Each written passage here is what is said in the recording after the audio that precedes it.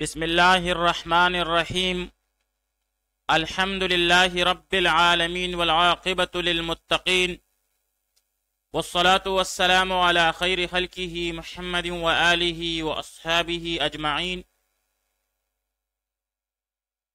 آج زاد الطالبین میں ہمارا 84واں سبق ہے،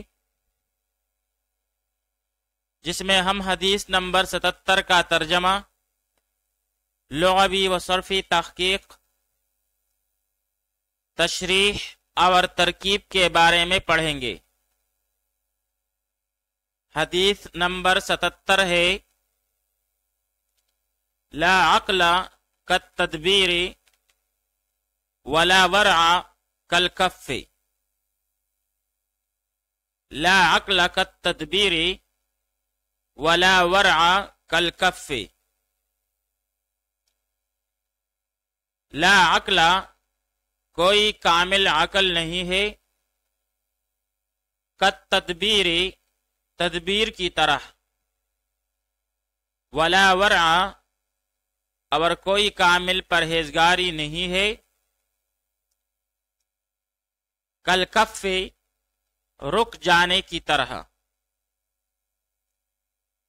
لا عقل کوئی کامل عقل نہیں ہے، کالتدبیر تدبیر کی طرح، ولا ورع اور کوئی کامل پرہیزگاری نہیں ہے، کالکف رک جانے کی طرح۔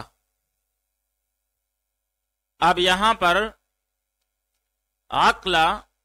عقل کہتے ہیں روحانی نور کو، جس سے غیر محسوسات کا ادراک ہوتا ہے۔ اس کے علاوہ دل، قلع اور بندش کو بھی عقل کہتے ہیں۔ پھر جمع اس کی عقول آتی ہے۔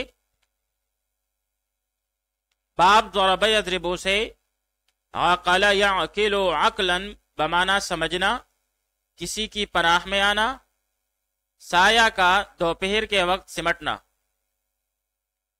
اور باب نصر ینصر سے عقل یعقل عقلا بمعنی عقل میں کسی پر فوقیت لے جانا۔ اور باب سمع یسمع سے عقل یعقل عقلا بمعنی اونٹ کی اگلی ٹانگوں کا ٹکرانا۔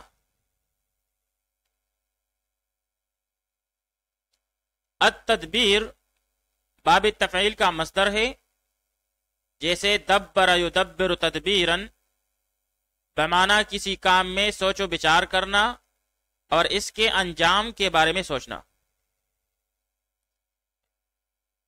پھر مجرد میں باب نصر ینصر سے دبر یدبر دبورا بمعنی معرب کی طرف سے آنا، تیر کا نشانہ سے نکل جانا۔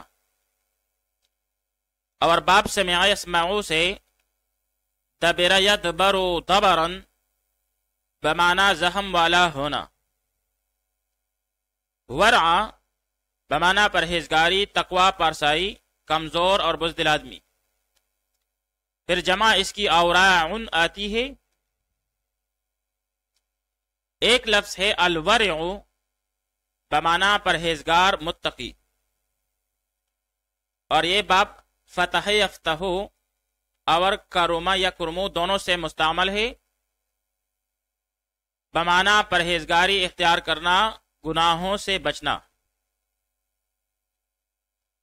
الکف یہ مصدر ہے اسباب نصر ینصرو، جیسے کف یکف کفن بمعنی رکنا، باز رہنا۔ رجل کاف بمعنی خود کو کسی سے باز رکھنے والا شخص، اور اسی سے مائے کافہ ہے جو عمل سے روکنے والی ہوتی ہے۔ آئیے اب اس حدیث شریف کی تشریح پڑھ لیتے ہیں۔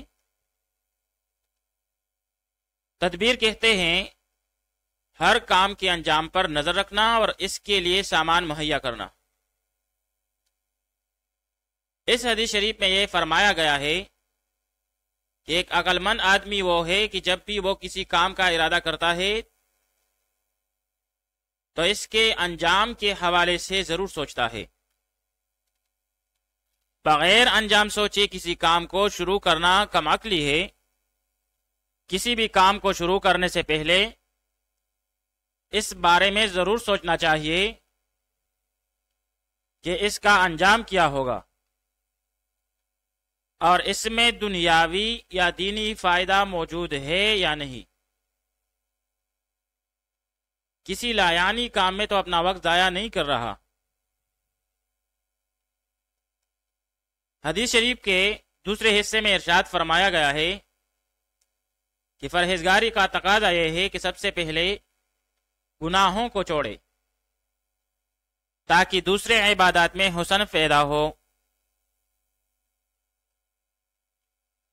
تقوی اور پرہیزگاری کہتے ہیں حرام سے بچنا اور اپنا معاملہ اپنے رب کے ساتھ صاف رکھنا۔ ایک آدمی عبادت بھی کرتا ہے مگر ساتھ ساتھ گناہ بھی کرتا ہے تو یہ تقوی کے مقام تک کیسے پہنچ سکتا ہے؟ لیکن جب آدمی عبادت کے ساتھ ساتھ گناہوں سے پرہیز بھی کر لیتا ہے تو وہی اصل متقی ہے۔ اور اس کی مثال ایسی ہے کہ ایک آدمی دوائی کھاتا ہے لیکن اس کے بعد پرہیز نہیں کرتا بلکہ بد پرہیزی کرتا ہے تو اس کو دوائی فائدہ نہیں دے سکتی۔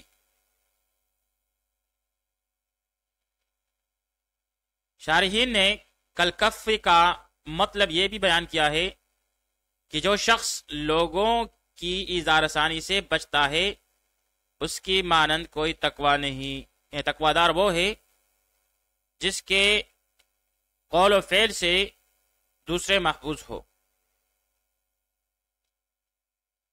پھر کف کا معنی ہے احتیاط کرنا اور ورع کا معنی ہے باز رہنا۔ تو ان میں سے بعض علماء نے اسے مترادف لیا ہے اور بعض نے اس میں فرق کیا ہے۔ بعض علماء کرام نے ان کو مترادف الفاظ کے طور پر لیا ہے۔ پھر علامہ طیبی رحمۃ اللہ تعالی علیہ اس بارے میں فرماتے ہیں کہ مسلمانوں کو ایذا دینا یا زبان سے لغو باتوں میں مشغول رہنا اس میں بہت سے مفاسد اور برائیاں ہیں، اس لیے ازراح مبالغہ اس طرح بیان کر دیا گیا ہے، کیونکہ اگر دونوں کو مترادف الفاظ کے طور پر لیں گے تو دونوں کا معنی ایک ہے اور اس میں زیادہ فرق نہیں۔ لیکن بعض دیگر علماء فرماتے ہیں کہ دونوں میں فرق ہے۔ ورع امتثال اور اجتناب دونوں کو شامل ہوتا ہے، یعنی جن امور کا حکم دیا گیا ہے اس کو کرنا اور جن سے منع کیا گیا ہے اس سے باز رہنا۔ اور کف صرف اجتناب کو کہتے ہیں، یعنی جن امور سے منع کیا گیا ہے اس سے باز رہنا۔ تو اب اس کا یہی مطلب ہوا کہ اصل چیز گناہوں سے بچنا ہے۔ عبادات اور حسنات میں حسن اور مٹاس خود بخود پیدا ہوگی اور تب ہی ہم تقوی کے فضائل حاصل کر سکیں گے۔ آئیے اب اس حدیث شریف کی ترکیب پڑھ لیتے ہیں۔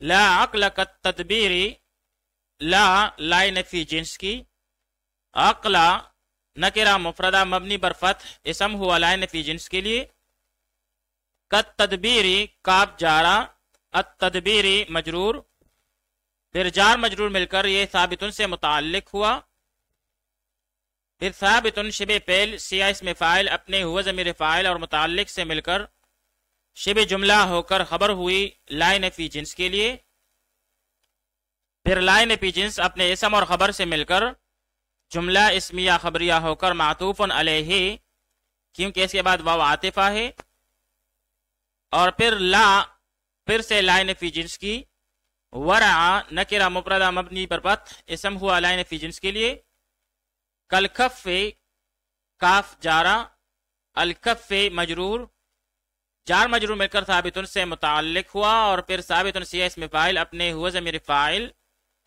اور متعلق سے مل کر شبہ جملہ ہو کر خبر ہوئی لا نفی جنس کے لیے، پھر لا نفی جنس اپنے اسم اور خبر سے مل کر جملہ اسمیہ خبریہ ہو کر معطوف، اور پھر یہ دونوں معطوف علیہ اور معطوف مل کر جملہ معطوفہ ہوا۔